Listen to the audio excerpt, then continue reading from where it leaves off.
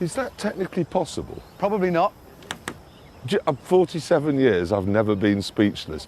But in truth, Jeremy shouldn't have been that surprised, because as we were learning on our travels, bushcraft car maintenance is quite an art in Botswana. And that in turn made us think about one of our esteemed BBC colleagues.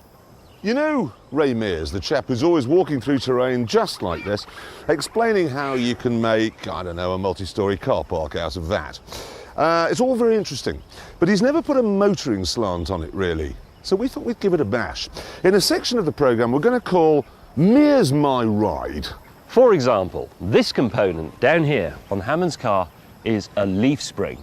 And if that breaks when you're driving through the bush, you're in big trouble. Or are you? What you need is a piece of mapani wood and a penknife. You whittle away at this for some time until you arrive at a leaf spring, such as this one that I made earlier. For example, you could be travelling through the jungle in a low-slung car such as, say, the Lancia Beta, and you come to terrain where the bumps are too big.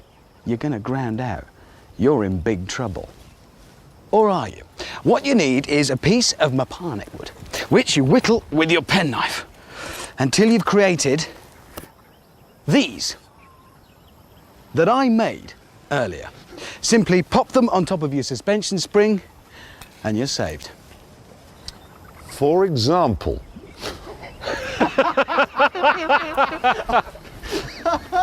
For example, if when you're driving through the bush your prop shaft snaps, you're in real trouble.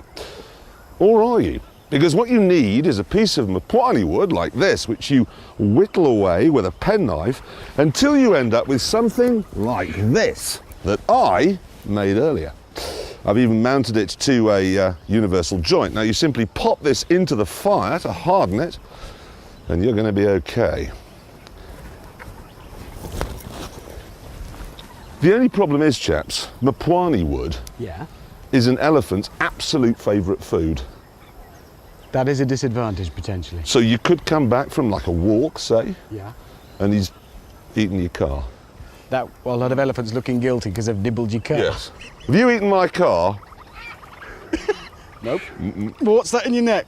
Oh, the prop shaft. Swallow it quickly. No, I haven't eaten it. Oh no, I've set fire to the prop shaft. Yeah, I have actually set fire to your prop shaft as well there. Nice one, Ray. Well done.